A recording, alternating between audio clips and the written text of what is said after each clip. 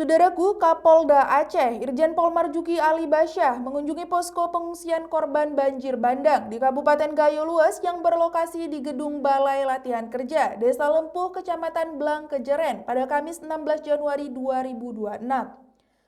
Kedatangan Kapolda Aceh yang didampingi Bupati serta Kapolres Gayo Luas disambut hangat oleh warga pengungsi.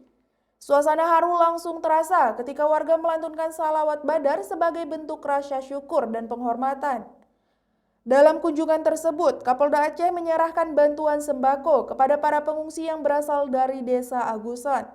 Tidak hanya itu, Irjen Pol Marzuki Ali Basyah juga secara spontan memberikan bantuan uang tunai kepada anak-anak, termasuk pelajar yang tengah mengikuti kegiatan sekolah di lokasi pengungsian.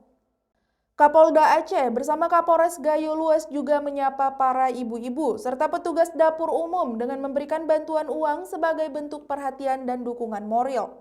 Momen penuh kehangatan kembali tercipta ketika sejumlah ibu-ibu pengungsi menyanyikan lagu daerah berjudul Blang Kampungku Itepi Ninawi atau Kampung Halamanku di Pinggir Sungai. Lagu tersebut kemudian dibalas langsung oleh Kapolda Aceh dengan menyanyikan lagu Rumahku Ada di Sini yang membuat suasana semakin emosional.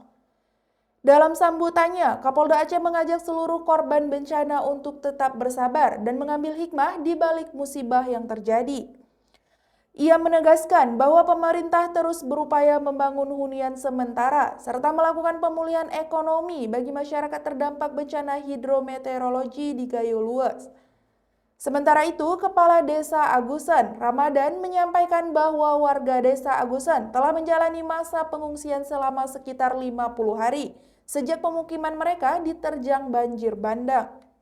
Awalnya, para pengungsi sempat ditempatkan di pendopo Bupati Gayo Luas sebelum akhirnya dipindahkan ke gedung BLK Desa Lempuh.